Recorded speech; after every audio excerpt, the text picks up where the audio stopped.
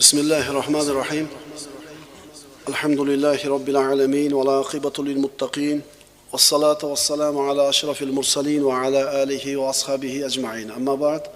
Assalomu alaykum va rahmatullohi va barakatuh. Alloh subhanahu va taolo ushbu sayyidul ayyom kuni barchamizga barakotli qilgan bo'lsin. Bismillahirrahmanirrahim. Laysa minna, bizdan emas deb Rasululloh sallallohu alayhi vasallam tomonidan aytilgan 40 ta hadisi bor. Shundan 11 tasini o'tgan ekanmiz 2 darsda. 12-si ekan, shundan boshlaymiz. Allohning nomiga qasam ichish. Mana qasam ichish. Qasam nima uchun ichiladi? Gapirayotgan gapini rost ekanligini, gapirayotgan gapini haqiqat ekanligini isbotlash uchun. Allohga qasam, men borib ko'rib keldim desa, demak shu odamning gapida shubha qolmaydi. Endi alhamdulillah biz yurtlarimizda unaqa qasam ichishlik urfga kirgan emas. Mana arab o'lkalarida qarasangiz, oydagi odamlarda vallohi deyishligi ikkita so'zni bir-biriga ulashib qo'yganda, vallohi keldim deydi. Vallohi uxladim deydi. Ikki gapini birda vallohi. Endi qasam ichishlik kerak bo'ladigan bo'lsa, faqatgina Alloh azza va jallaning nomiga, ismiga yoki biror bir sifatiga qasam ichish mumkin. Payg'ambarimiz aytadilar: "Man halafa bil amanati falaysa minna." Omonatga qasam ichgan kishi bizdan emas. Omonat nima? Sizga qo'yilgan bir buyum bo'lishi mumkin. Ushlab turing, omonat saqlab turing. Sizga aytilgan so'z bo'lishi mumkin. Bu ham omonat. Birodarlar, namoz ham omonat. Roza ham omonat. Sizga omonatga qo'yilgan narsaga qasam ichib bo'lmaydi. Ya'ni qasamda buzuq ko'rinishlaridan qanaqalar bor misollar? Biz endi vallohi demaymiz, Allohga qasam demaymiz, boshqacha formasi bor bizda. Ko'proq kattalarda sodir bo'lib qoladi bu narsa. Mana pirli do'konda o'tiribmiz deydi. Mana chiroqdayda o'tiribmiz deydi. Mana deydi non turibdi deydi. Shoptoli ham turibdi, nabuz ham boshida. Mana shu ham qasamda bir turi birodarlar. Tushunarlimi? Mana pirli do'koningda turibmiz deydi. Shu gapni gapirmaylik. Qasam faqat Alloh taoloning ismiga ichiladi yoki Alloh taoloning biron bir sifatiga. Rahmonga qasam, Ar-Rahman Alloh taoloning ulug' ismlaridan. Allohga qasam. Endi bu pichoqqa yoki chiroqqa degan gap ketmaydi. Rasululloh aytadilar: "Kimki omonatga qasam ichsa, demak u bizdan emas." Kelishdiga? 12-hadisimiz shu bo'ldi. 13-hadisimiz vitr namozini o'qish haqida. Mana musulmonlar jamoasi payg'ambarimiz sollallohu alayhi vasallam davrlaridan boshlab 5 vaqt namozga mana vitr namozini qo'shib o'qishlikni ham o'qib kelishgan.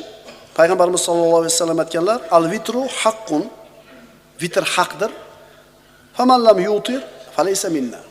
Kim vitr namozini o'qimasa, bas u kishi bizdan emas. Demak, shu qadar ham bo'lar ekanda, vitr o'qimaydiganlar. 5 mahal deyilgan, 5 mahal farz namoz bor, bo'ldi, boshqa narsa yo'q. Bu haqida oyat kelmagan deb turib, haligi hujjat so'raydiganlar bor. Demak, vitr namozi o'qimagan odam payg'ambarimiz aytibdilar, bizdan emas. Innalloha vitrun yuhibbul vitra. Faman lam yutir falaysa minna. Kim vitr namozini o'qimasa, bas u bizdan emas. Endi mana shu hadislarga suyanib turib, Hanafiy mazhabi olimlari vitr namozini o'qishlikni vojib deb qarorga kelishgan. Shuning uchun kim vitr namozini qazo qilib qo'yadigan bo'lsa, buni keyin o'qib berishligi kerak bo'ladi. 14-hadisimiz zolim amirlarga yordam bermaslik haqida. Huzayfa ibn Yamoni roziyallohu anhu dan rivoyat qilingan Imom Ahmaddan Rasululloh aytadilar: "Innaha satakunu umara yakdibuna va yazlimun." Albatta kelajakda shunday bir amirlar bo'ladi. Yolg'on gapirishadi, zulm qilishadi. Faman saddaqahum bi kidbihim. Kim ularni yolg'onlarini tasdiqlasa, yolg'onlarini rost deb odamlarga guvohlik ko'rsatsa, va anahum ala zulmihim. Haloyiqqa qilayotgan zulmiga ularga yordam bersa, falaysa minna, walastu minhu. Unday kishilar bizdan emas va men ham ulardan emasman. Wala yaridu alal haus. Ular havzni yoniga ham kelishmaydi. Qiyomat kunidagi Kavsar havzining oldiga ular kelishmaydi. Va man lam yusaddiqhum bi kidbihim. va lam yu'inhum ala zulmihim. Kim endi ularni yolg'onini tasdiqlamasa, ularni zulmiga ularga yordam bermasa, fa huwa minni va ana minhu. Bas u mendandir va men ham undandirman. Va sayaridu alal haus. Albatta ular havuzga keladilar. Mana endi umaro deganda, amir deganda, xullas 4 ta odam ustida boshli bo'lganki odamni tushunishligimiz kerak bo'ladi. Amir yolg'on gapirsa, boshliq zulm qilsa, uni oldidagi odamlar ikkiga bo'linadi. Bundan xabari bor odamlar, bundan xabari yo'q odamlar. Yo bilasiz, yo bilmaysiz uni zulm qilayotganini, yolg'on gapirayotganini. Birinchisini ishi tushunarli. Hech narsani bilmaydi, hech qanday javobgarligi yo'q. Ammo ikkinchilar ular 3 ga bo'linadi. Yolg'on gapirayotganini, zulm qilayotganini bilganlar o'zi 3 ga bo'linadi. Innamaydi. Zulmiga sherik bo'ladi yoki zulmidan qaytaradi. Ya'ni qaytarib aytaman. Uni yolg'onchiligini, zolimligini bilib turganlar 3 ga bo'linadi. Yo zulmidan qaytaradi uni, to'xtatib. Yo innamaydi, ko'zini yumadi. Yoki bo'lmasam o'zi nima qiladi? Zulmiga sherik bo'ladi. Endi kim mana shu zolimlarni, mana shunday bir amirlarni yolg'oniga, zulmiga sherik bo'ladigan bo'lsa, Rasululloh aytibdilar, ular bizdan emas, biz ulardan emasmiz, ular hargiz havuz oldiga kelmaydilar. Boshqa rivoyatda keltiriladi: "Sayakunu alaykum umara ya'murunakum bima la yaf'alun." Ustinglarda shunday boshliqlar bo'ladi. O'zlari qilmaydigan narsani sizlarga buyuradi. Faman sadaqahum bikidbihim va anahum ala zulmihim. Kim ularni yolg'oniga guvohlik o'tsa, tasdiqlasa, zulmiga ularga yordam bersa, falaysa minni va lastu minhu. Ular mendan emas, men ulardan emasman. Balan yarida alal havz. Hech qachon havuz oldiga ular kelmaydilar. Endi hozir aytib o'tganimizdek 4 ta odamga boshliq bo'ptimi? Qo'lida qandaydir mansab yoki odamlar ustida hukm bormi? Demak, shu odam oldida turganlar hushyor bo'lsin. Yolg'onini nasihat qilib aytmasangiz, zulmini nasihat qilib qaytarmasangiz, balki bunga o'zingiz sherik bo'lib tasdiqlab bunga yordam beradigan bo'lsangiz, Rasululloh bunday insonlarni mendan emas deb marhamat qilyaptilar. 15-hadisimiz taqdirga tan berishlik haqida. Bilasizlar, birodarlar, siz bilan bizni iymonimizni shartlaridan amantu billahi va malaikatihi kutubihi va rusulihi val yawmil axir val qadari xayrihi va sharrihi minallohi ta'ala. Mana Allohga iymon keltirdim, farishtalarga iymon keltirdim, qiyomatga iymon keltirdim va taqdirga iymon keltirdim. Alloh azza va jalla mana shu siz bilan bizni koinotimizni, mahluqotlarning ichida birinchi yaratgan narsasi qalam. Rasululloh sallallohu alayhi vasallam aytadilar: "Inna awwala ma xalaqallohul qalam." Alloh taolo yaratgan birinchi narsa qalam. Faqala lahu uktub. Qalamga yoz dedi. Qala ya Robb va ma aktub. Ey Robbim, nimani yozaman dedi. Qala uktub maqodir kulli shay. Hamma narsani taqdirini yoz. Hatta taquma sa'a. Man mata ala g'ayri hada falaysa minni. Qiyomatgacha bo'ladigan har bir narsalarning taqdirlarini yoz. Kimki mana shundan boshqasining ustida vafot qilsa, u mendan emas. Taqdirga iymon keltirmagan odam mendan emas deyaptilar Rasululloh sallallohu alayhi vasallam. Taqdir peshonanga yozgan. Masalan, inson bolasi peshonasiga nima yozilganligini bilmaydi. Masalan, qancha umr ko'rishini bilmaydi, boy kambag'al bo'lishini bilmaydi, sog' kasal bo'lishini bilmaydi, kelajakda bilmaydi. Inson faqat o'zi xohlagan natijaga, o'ziga yoqadigan holatga yetishga sabab qiladi, natijani Allohdan deb biladi. Ya'ni shu qarmog'ini uchiga ilonchilik deb turib suvga tashlaydi-da, ishi shu, uni ishi. Uni ishi shu. Ilonchilik deyildi, tashadi, uni ishi kutish endi.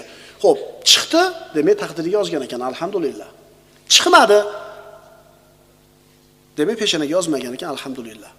Siz faqat o'sha ilonchilik deb suvga tashashlikka javobgarsiz, natijaga emas. Ana shu natija qanaqa bo'lishidan qat'iy nazar siz shunga rozi bo'ldingizmi? Qabul qildingizmi? Demak, mu'minsiz. Alloh taolo kimning umrini uzoq qilgan? Allohning xohishi. kimikini hissa qilgan.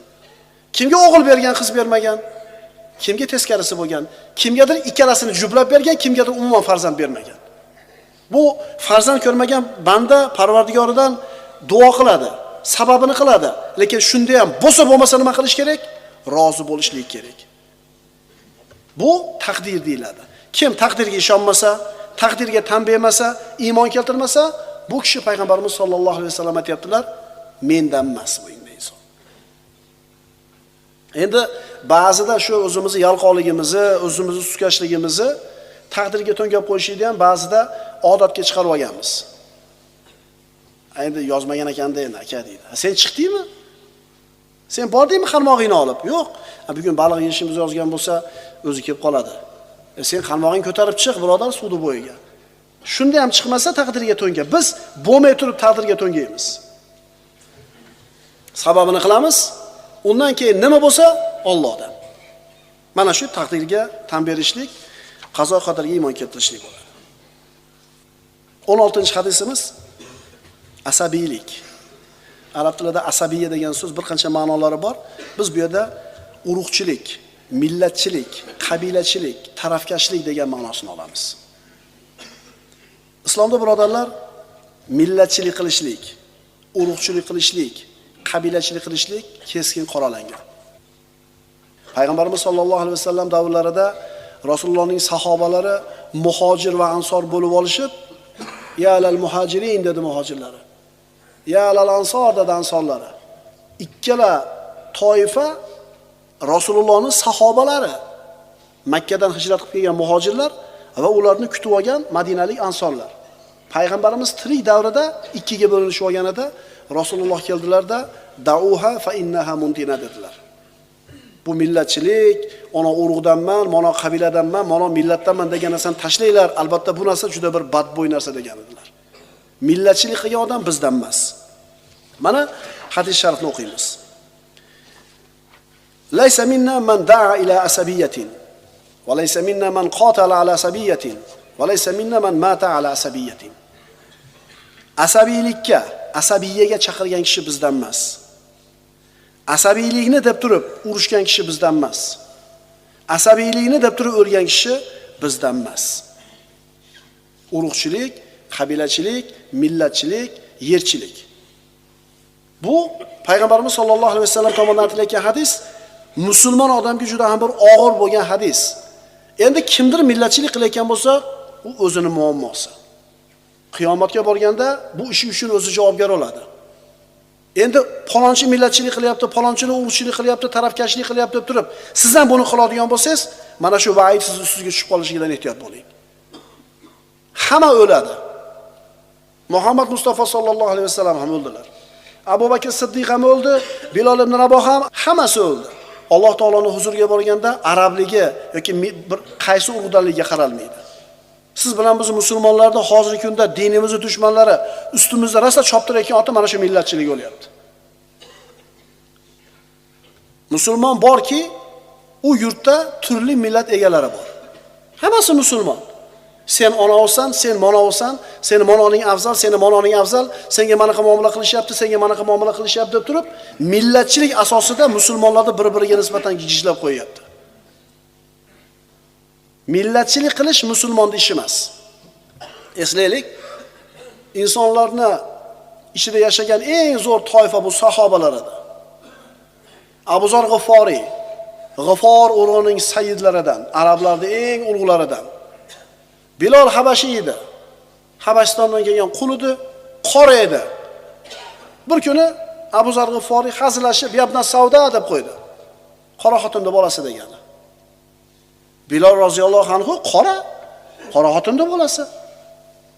Bu gap og'ir botdi-da, xafa bo'lib qoldi. Nabiy sallallohu alayhi vasallamga bu xabar yetganida Rasululloh aytdilarki, "Innaka mriyun fikal jahiliya." Ey Abu Zar, hali johilligingiz bor ekan sizni dedilar. Shu gapni o'zi kifoya qildi. Abu Zar G'iforiy kitoblarda keltirilishicha, Bilal ibn Rabohning eshigining tagiga borib, ostonasiga betini qo'yib turib oldi. Bosib o'tmagunicha turmayman deb. Ya'ni menda johillik bor ekan, Rasulullohdan shu gapni eshitdim deb. Endi qaranglar-da, hozirgi kunda musulmonlar nimasi bilan faxrlanyapti? Iymoni, e'tiqodi bilanmi yo millati bilanmi?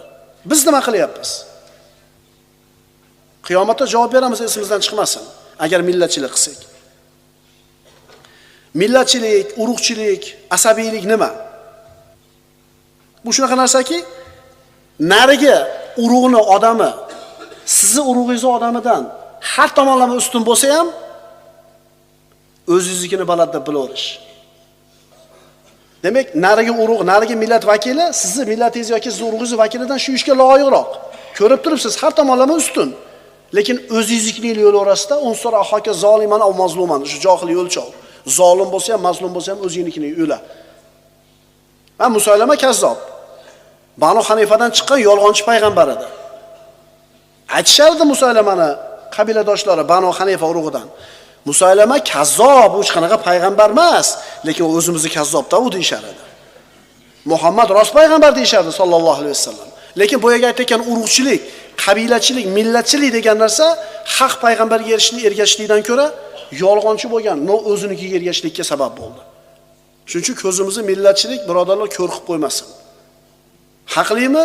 Inachi, masalan, o'zingizlar ham yaxshi bilasizlar, G'arb dunyo sohasida siz bilan bizdan o'tib ketdi. 50 yil, 100 yilga.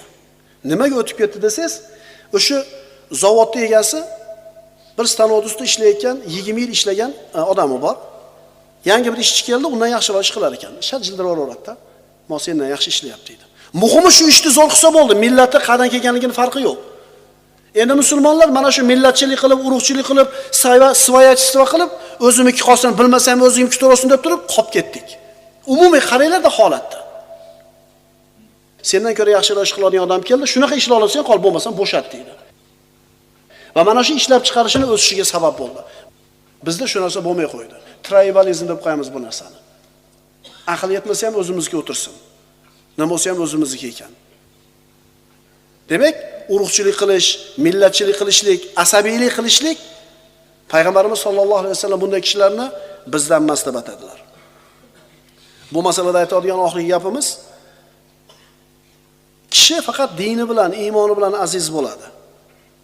U palonchi urug'dan deb o'zini nasl nasabiga suyanib qolmasin. Chunki Salmon Farsiy hech kim emas edi. Abu Lahab Rasulullohning amakisi edi. Tushunarli bo'ldimi? Bilal Habashi hech kim emas edi.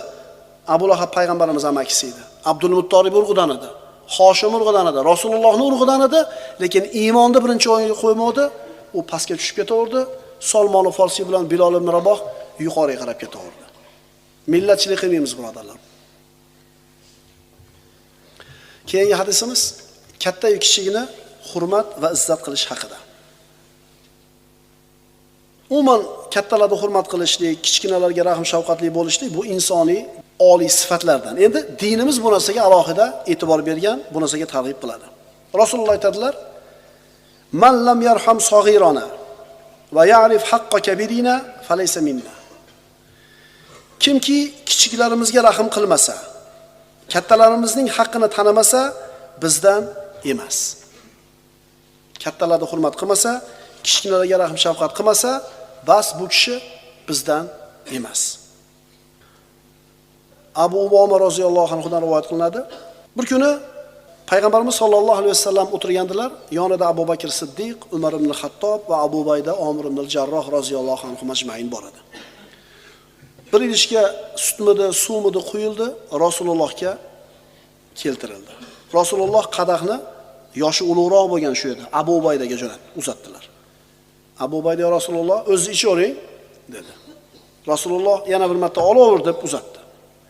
Shunda ham Abu Bayda o'z boshlab beravering deganida, ya'ni qaytarganida Rasululloh aytdilarki, "Ichavering. Zotan baraka yoshi ulug'larimizdadir."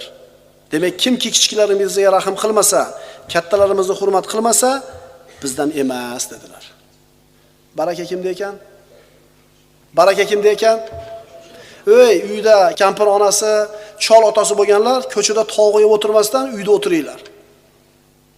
Olam aytgan mana bu narsani. Jab pulinglar ko'payib ketgan bo'lsa, uylarda o'tiringlar. Chunki baraka o'sha otanglarda, enanglarda, o'sha choli kampirda oldida o'tirishda baraka. U kurto'y bo'lib, mashinani qo'yib qo'yib, shaxsiy zakaz qilib, ana o'tirishda emas. Sizlar kimdan yuqtiryapsizlar? Mana shu narsani o'ziga urf qilib olgan g'arb tugab bo'ldi. Uylarda o'tiringlar. Joninglar chiqib ketgan bo'lsa ham uylarda o'tiringlar. Ertagacha o'lib ketadi ular. Qolmaydi ular. O'tiraverasizlar xohlaganinglarcha. Chig'anag'inglarda tishlab. Pulinglar ko'payib ketgan bo'lsa uyga olib kelinglar. Harom emas, birov man qilmaydi, pajalosta halol. Lekin uydagilar g'animat, boshingizga qo'ygan nima u? Xush, uylarda o'tiringlar jon ukalar. Agar otangiz o'tib ketgan bo'lsa, bola chaqangiz bilan o'tiring. Bola chaqangiz bilan o'tiring. Chunki ular bilan o'tirib ikki og'iz gapirishingiz o'zi ibodat, nasihat qilishingiz ibodat. Sizga nisbatan mehr bo'lishiga kerak bolalarda. Yo'q, ko'chada o'tirasizlar. Har kim o'zi biladi. Har kim ehtimol uyda oxotda bemaza qilar uydanglar, ehtimol bilmadim haydab yuborgandir uydan, ehtimol bor yo'qol deb bilmadim. Lekin uylarda o'tiringlar jon akalar.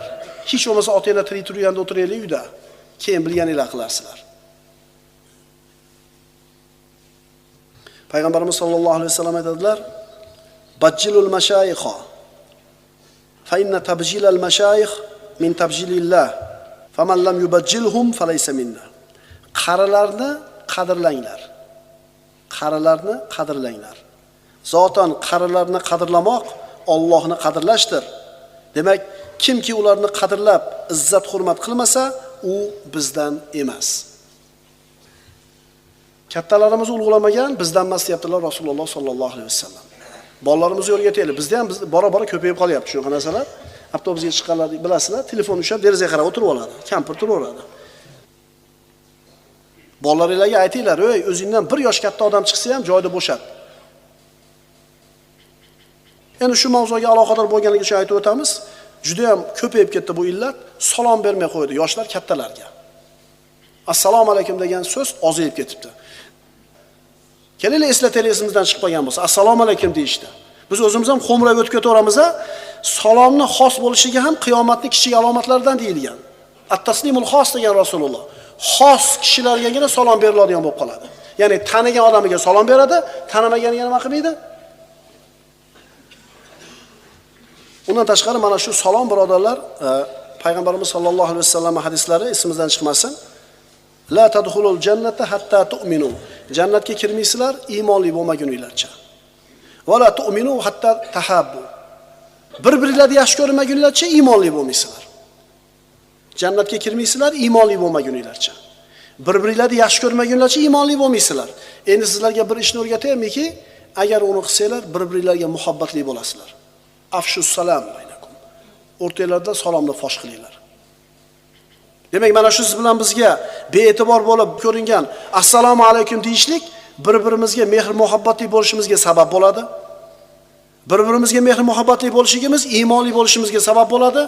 Iymonimiz esa siz bilan bizni jannatga kirishimizga sabab bo'ladi.